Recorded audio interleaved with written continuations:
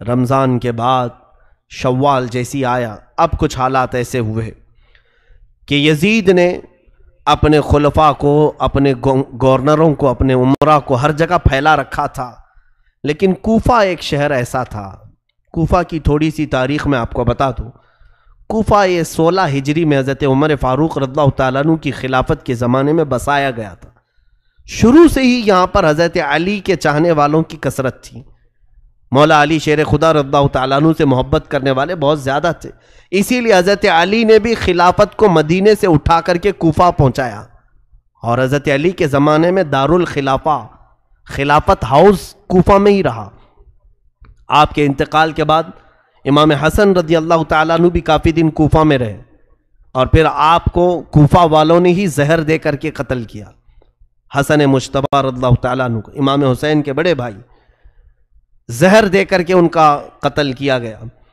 امام حسن رضی اللہ تعالیٰ عنہ کے ساتھ بھی اور حضرت علی کے ساتھ بھی غلط ہوا تھا کوفہ میں، لیکن وہاں کے لوگ اب بھی اسی بات کے قائل تھے کہ ہم اہل بیت کے ساتھ ہیں، رسول اللہ کے گھر والوں کے ساتھ ہیں۔ جب کوفہ والوں کو یہ معلوم ہوا کہ یزید خلیفہ بن چکا ہے، امیر معاویہ کا انتقال ہوا، تو وہ لوگ امیر معاویہ کو بھی پسند نہیں کرتے تھے۔ اب یزید بیٹھ گیا تو اور دشمنی میں جلنے لگے، کہا کہ ہم امیہ خاندان کو ہی نہیں پسند کرتے، خلافت کے حقدار تو علی کے گھر والے ہیں، حسین ابن علی کو چاہیے کہ وہ خلافت کا اعلان کرے، اپنے خلیفہ ہونے کا اعلان کرے۔ تو کوفہ والوں میں آپس میں یہ میٹنگیں ہونے لگی، ہم تو یزید کو خلیفہ نہیں مانیں گے۔ تو ان لوگوں کا کہنا اپنی جگہ پر صحیح تھا، یزید کو کیسے خلیفہ بانے۔ اس وقت نعمان بن بشیر وہاں کے گورنر تھے، صحابی رسول ہیں۔ نعمان بن بشیر یزید کے گورنر بن کر کے تھے، تو کوفہ والوں کا ایسا سلوک تھا کہ نعمان بن بشیر کے پیچھے بھی نماز نہیں پڑھتے تھے کہ یزید کا گورنر ہے، نہ عید پڑھنے کے لیے جاتے تھے۔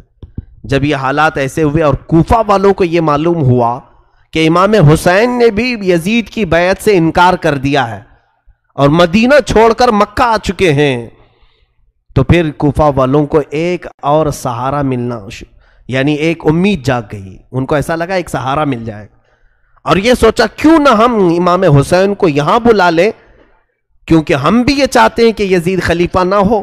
امام حسین آئیں گے تو ہم دل و جان سے ان کو خلیفہ بنائیں گے اور ان کے ہاتھ پر بیعت کریں گے۔ یہ معاملہ پیش آیا تو کوفہ والوں نے آپس میں میٹنگیں شروع کی، دن رات میٹنگ ہوتی تھی کہ حسین ابن علی کو کیسے بلایا جائے۔ بعد میں طے ہوا کہ ہم معزز لوگوں کے ذریعے سے خط بھیجتے ہیں مکہ اور امام حسین کو طلب کرتے ہیں۔ تو خط جو ہے آنے شروع ہوئے شوال میں، خط آنے شروع ہو گئے شوال میں۔ کوفہ والوں کے پہلے 3 خط آئے، اس میں لکھا گیا تھا کہ اے علی مرتضیٰ کے شہزادے فاطمہ کے لاڈلے حسین، ہم نے سنا ہے کہ آپ نے یزید کی بیعت کا انکار کیا ہے اور آپ مکہ آ چکے ہیں، لہٰذا ہم یہ چاہتے ہیں کہ آپ کوفہ آ جائیں۔ کوفہ آپ کے والد گرامی مولا علی شیر خدا کا دارالخلافہ تھا، آپ اسی خلافت کو آگے بڑھائیں، ہم سب آپ کے ساتھ ہیں۔ ان خطوں میں لکھا ہوا تھا، اور حضرت عبداللہ بن زبیر وہاں پر تھے، امام حسین کو انہوں نے کہا ان خطوں پر آپ بھروسہ مت کریں۔ اسی شام کو 300 خط اور آئے، کوفہ سے 300 خط آئے، مہر بند، اور معزز لوگوں کے وہاں پر مہر تھی، دستخط تھے کوفہ والوں کے۔ جب امام حسین کے پاس خطوں کا سلسلہ جاری ہوا، 300 کے بعد روایتیں ہیں 1000 کی تعداد میں خط آنے شروع ہو گئے۔ پورے کوفہ والوں کی ایک ہی بات تھی کہ حسین ہمارے پاس آ جائے، امام حسین ہمارے پاس آ جائے۔ حضرت امام حسین کو بلانے کی اور ان کو دعوت دینے کی یہ مہم بہت زور پکڑ لی، طول پکڑ لی۔ اس کے بعد امام حسین نے اپنے گھر والوں سے مشورہ کیا، کیا ہم مکہ میں ہی پوری زندگی کاٹ دیں یا پھر کوفہ جائیں؟ کوفہ جا کر کے ہم دیکھتے ہیں۔ تو سارے لوگوں نے کہا کہ کوفہ نہ جائیں۔ وہ لوگوں نے حضرت علی کے ساتھ بھی اچھا معاملہ نہیں کیا، امام حسن کے ساتھ بھی اچھا معاملہ نہیں کیا، امام حسین پھر خاموش ہوئے۔ اب یہاں پر ذی القعدہ کا مہینہ شروع ہو چکا تھا، پھر خطوط اتنے آئے کہ کوفہ والوں نے ایسا خط لکھا، دیکھیں اب امام حسین کو جانا ضروری ہو گیا تھا۔ کیوں؟ انہوں نے لکھا تھا کہ اے حسین ابن علی، امام علی مقام، قیامت کے دن اگر اللہ تعالی ہم سے سوال کرے کہ تم نے یزید جیسے فاسق و فاجر کو امام کیوں بنایا، کیوں اس کے ہاتھ میں بیعت کی؟ تو آپ سن لے، ہم اللہ کی بارگاہ میں یہ کہیں گے، ہم نے تو تیرے رسول کے شہزادے کو بلایا تھا، انہوں نے اپنا ہاتھ ہمیں نہیں دیا، اس لیے ہم نے یزید کے ہاتھ میں ہاتھ دیا۔ یہ بلیک میل کرنے کا طریقہ ہے، اس طور پر ایموشنل کرنے کا طریقہ ہے۔ تو انہوں نے جب یہ کہا تو یہ حجت ہو گئی امام حسین پر۔ حضرت امام حسین نے کہا میرے اوپر اب جانا واجب ہو گیا ہے، کیونکہ ظاہر سی بات ہے کوفہ والے ایک ظالم و جابر کے خلاف کھڑے ہیں، تو جو سمجھتا ہے کہ ظالم کے ہاتھ میں ہاتھ نہیں دینا چاہیے، اسے چاہیے کہ وہ اپنا ہاتھ ان کے سامنے بڑھائے۔ ظاہر سی بات ہے اصول اور طریقہ یہی ہے کہ اگر کوئی گندے پانی کا گلاس لے کر پکڑا اور پی رہا ہے تو آپ کا فرض بنتا ہے آپ اس کو روکیں، آپ اس کو روکیں۔ لیکن روکنے کا طریقہ کیا ہے؟ آپ ایک اچھے پانی کا گلاس اس کو دیں اور وہ پانی پھینکنے کا حکم دیں، وہ پھینک دے گا اور آپ کے پاس کا اچھا پانی پی لے گا۔ اور اگر آپ اچھا پانی بھی نہیں دے رہے اور اس کو برائی سے روک بھی رہے ہیں، برے پانی سے، وہ پیاسا ہے پی لے گا۔ یہ اصول ہے، یہ دستور ہے۔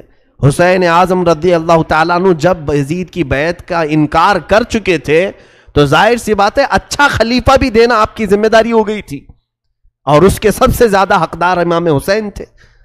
حضرت حسین رضی اللہ تعالیٰ عنہ نے جب یہ کہا مجھ پر جانا واجب ہے، تو بعض معزز صحابہ مکہ کے انہوں نے مشورہ کیا کہ پہلے آپ اپنے خاندان میں سے کسی بھروسے مند معتمد آدمی کو کوفہ بھیجیں، اگر وہ وہاں کے حالات لکھ کر آپ کے پاس بھیج دے آپ کوفہ چلے جائیں۔ تب میرے آقا امام علی مقام حسین اعظم رضی اللہ تعالیٰ عنہ نے اپنے خاندان میں حضرت امام مسلم بن عقیل، اپنے چچا کے بیٹے، حضرت علی کے بھائی تھے عقیل، سگے بھائی تھے، ان کے بیٹے امام مسلم، یعنی امام مسلم امام حسین کے چچیرے بھائی تھے، چچیرے بھائی۔ امام مسلم کو بلایا، کہا کہ میرے بھائی میں چاہتا ہوں کہ آپ کوفہ جائیں اور وہاں کے حالات دیکھ کر کے مجھے لکھ بھیجو، جیسے حالات ہوں گے میں سفر کروں گا۔ امام مسلم بن عقیل نے کہا ٹھیک ہے حضور، آپ کا حکم جیسا ہوگا میں چلتا ہوں۔ دوسرے دن وہ رخت سفر باندھ رہے تھے، ان کے دو ننھے سے شہزادے ساتھ میں تھے۔ تاریخ کی سچائیاں آج بھی خون کے آنسو رلا دیتی ہیں۔ محمد اور ابراہیم، دو ننھے شہزادے، باپ سے بہت زیادہ لگاؤ رکھتے تھے۔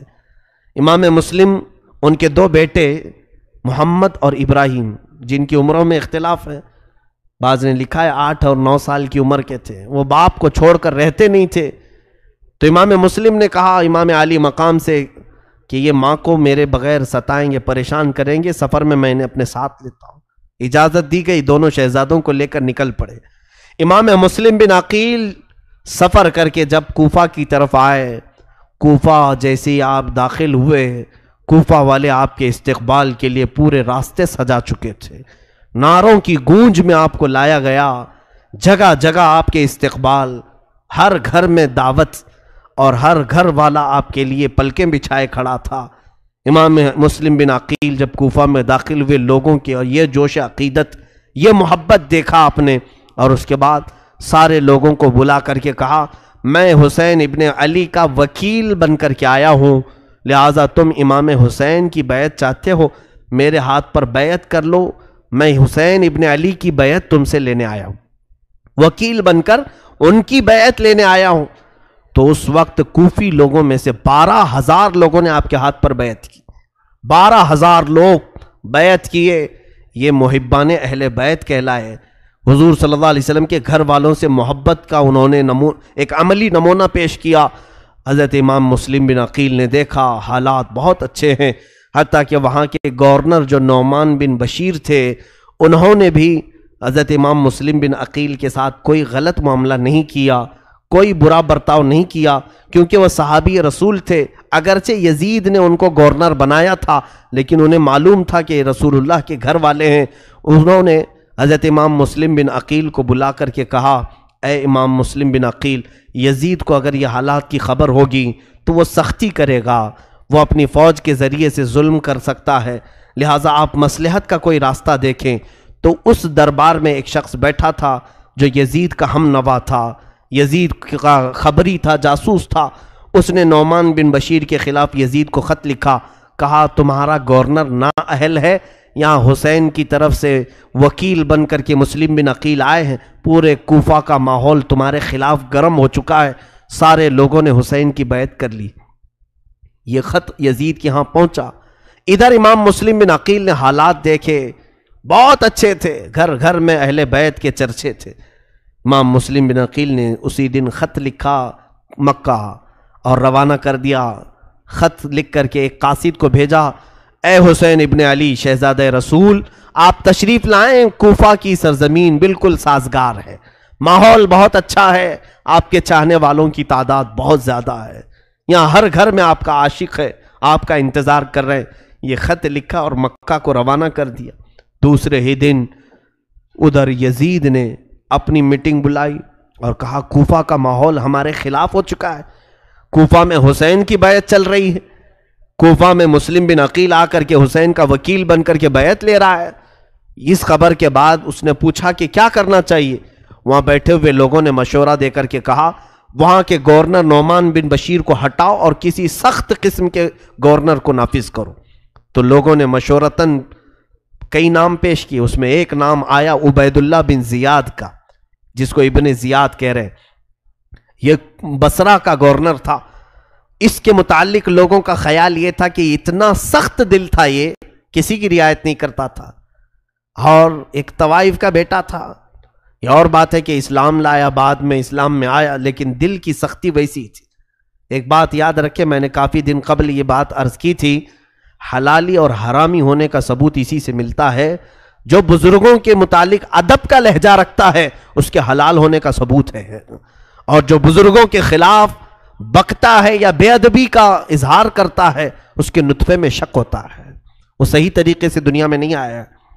بہرحال عبید اللہ بن زیاد سخت قسم کا گورنر تھا۔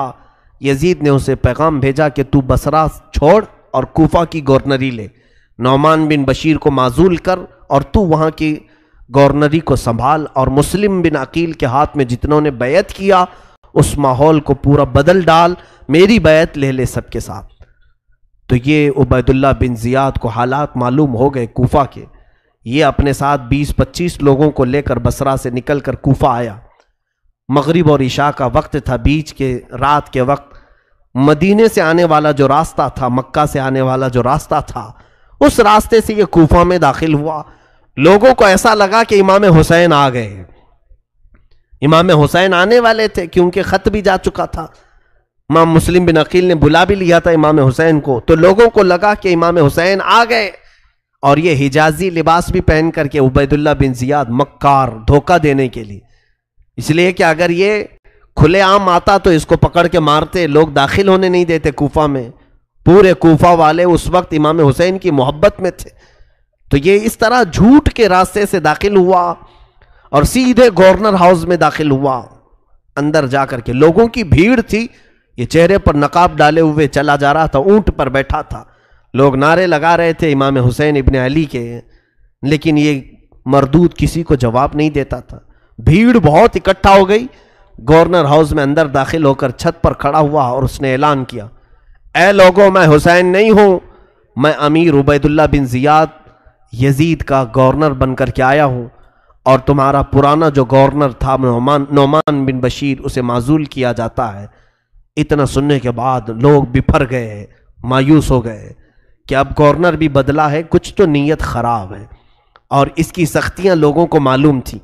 یہ جبر کرتا تھا، ظلم کرتا تھا، کسی کو اپنے سامنے کوئی رعایت نہیں دیتا تھا۔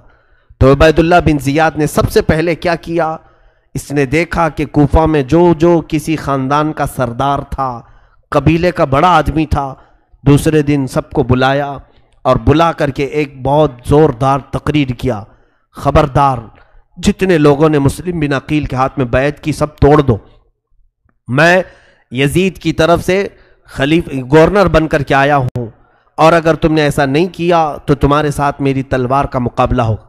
سبوں نے جواب دیا کہ اے ابن زیاد، اگر تو نے تلوار اٹھانے کی غلطی کی تو پھر ہماری تلواریں بھی تیرا مقابلہ کریں گی۔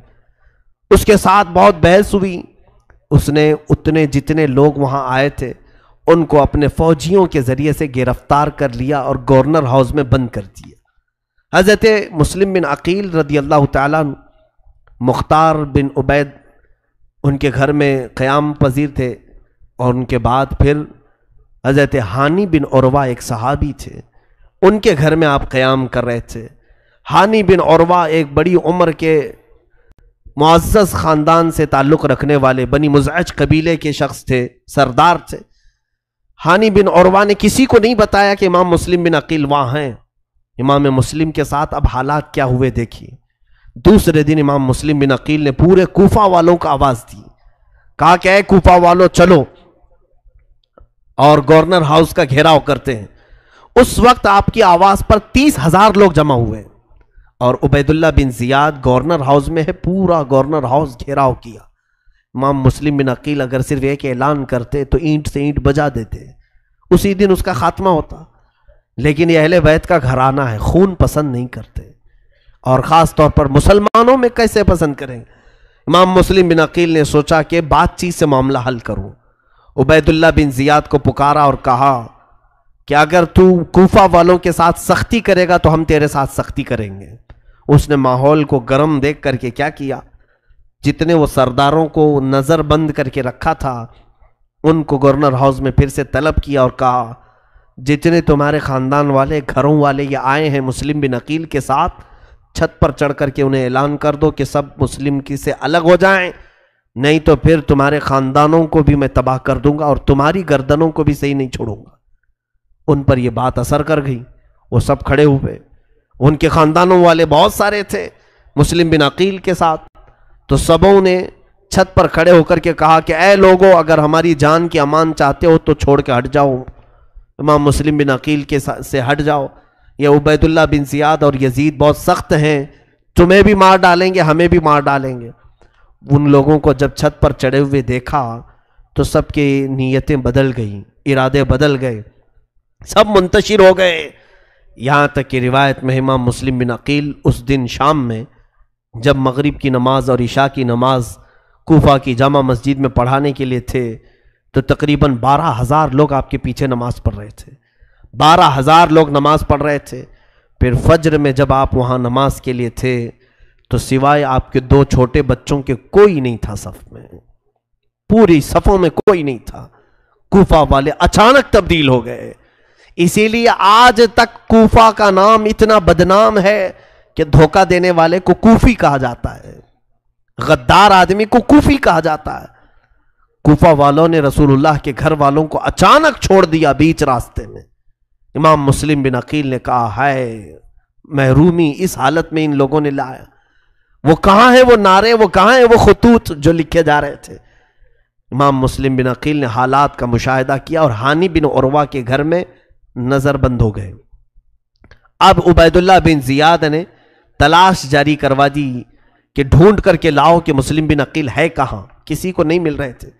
ایک جاسوس معقل نام کا غلام تھا، شامی غلام، اس کو کچھ پیسے دے کر کے اس نے جاسوسی کے ساتھ ڈھونڈنا شروع کیا۔ اس نے ایک معزز شخص کو پکڑا اور کہا کہ میں اہل بیت کا سچا عاشق ہوں، سنا ہے امام مسلم بن عقیل کوفہ میں ہیں، میں ان کو کچھ ہدیہ دینے کے لیے آیا ہوں، میں مدینے سے آیا ہوں۔ تو انہوں نے خیر خواہ سمجھا اور وہ لے جا کر کے ہانی بن عروہ کے گھر اسے پہنچایا۔ وہ معقل نام کا غلام ہانی بن عروہ کے گھر گیا، حضرت ہانی بن عروہ نے پوچھا کہ کیوں آئے ہو؟ وہ روتے دھوتے کہنے لگا سنا امام مسلم بن عقیل بڑی تکلیفوں میں آ گئے، میں اہل بیت کا بڑا عاشق ہوں، میں ان کو کچھ نذرانے دینے آیا ہوں، کچھ سنے کے سکے اشرفیاں لے کر کے آیا تھا۔ ہانی بن عروہ نے اس کو بھی محب اہل بیت سمجھ کر اندر لے گئے، خاص کمرے میں امام مسلم بن عقیل سے ملاقات کروائی۔ علم نہیں ہوگا کون بتائے گا، لیکن جب وہاں پہنچے سلام کیا تو اس نے جواب نہیں دیا۔ ہانی بن عروہ کو سیدھے اس نے چلانا شروع کیا جبکہ وہ صحابی تھے۔ ہانی بن عروہ کیا تجھے معلوم نہیں کہ تو امیر المومنین کے خلاف بغاوت چھیڑ رکھا ہے، تو اپنے گھر میں ایک باغی شخص کو پناہ دے رکھا ہے اور وہاں پر میٹنگیں کرتا ہے، لوگوں کو اکٹھا کرتا ہے ہمارے خلاف لڑنے کے لیے، طاقت جمع کر رہا ہے۔ وہ بکتا گیا۔ ہانی بن عروہ نے کہا نہیں، میں ایسی کوئی سازش میں شریک نہیں ہوں، ہاں البتہ عقیل وہ رسول اللہ کے گھر والوں میں سے ہیں، اگر وہ مہمان بن کر میرے گھر میں آئے ہیں تو میں انہیں مہمان ٹھہراؤں گا اور میں ان کی خدمت کروں گا۔ اس نے کہا ہانی تم مسلم بن عقیل کو ہمارے حوالے کر دو، ہمارے حوالے کر دو۔ ہانی بن عروہ نے کہا میری پوری زندگی ختم ہو جائے مگر میں اپنے ہاتھوں سے امام مسلم کو تیرے حوالے نہیں کروں گا، تیرے حوالے نہیں کروں گا۔ امام مسلم بن عقیل کو حوالے کرنے سے انہوں نے انکار کیا تو عبید اللہ بن زیاد نے کہا ہانی تمہیں معلوم نہیں میرے تلوار کی سختیاں؟ ہانی بن عروہ نے کہا اگر تیرے تلوار کی سختیاں ہیں تو میرے گھر کے افراد بھی تیری اینٹ سے اینٹ بجا دیں گے، میرا قبیلہ بہت بڑا ہے، ہمارے خاندان کے لوگ یہاں پر سب حاضر ہو جائیں گے۔ اس نے ہانی بن عروہ کو نظر بند کر دیا، قید کر لیا اپنے اندر۔ ان کے چہرے پر چھڑی سے اتنا مارا گیا تھا کہ زخمی ہو چکے تھے، پورے لہو لہان ہو گئے تھے، ان کی عمر تقریباً 80 سال کی تھی، اتنا زخمی کر کے انہیں نظر بند کر دیا۔ دوسرے دن کوفہ میں یہ بات مشہور ہو گئی کہ ہانی بن عروہ کو قتل کر دیا گیا ہے۔ ان کا جو بڑا خاندان تھا وہ سب جمع ہو گئے گورنر ہاؤس پر، آ کر کے انہوں نے حملہ کیا، کہا ہانی بن عروہ ہمیں چاہیے۔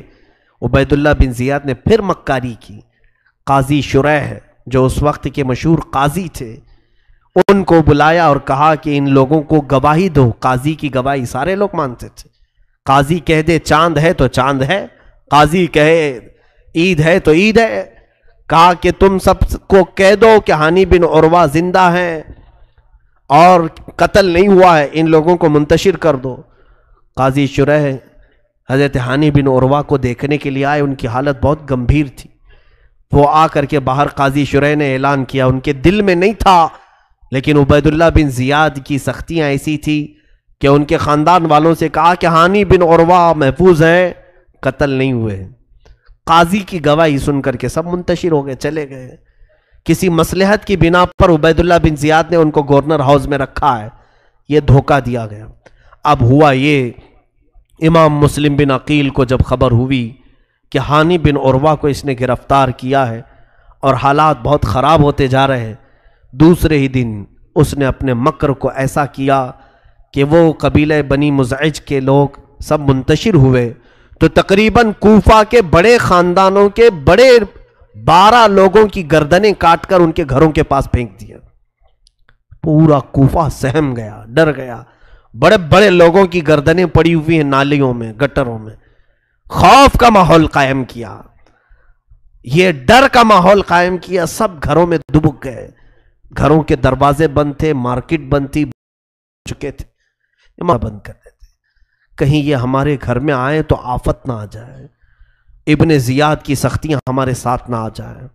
میرے عزیزو، دنیا اتنی تیزی سے بدلتی ہے، بولا نہیں جا سکتا۔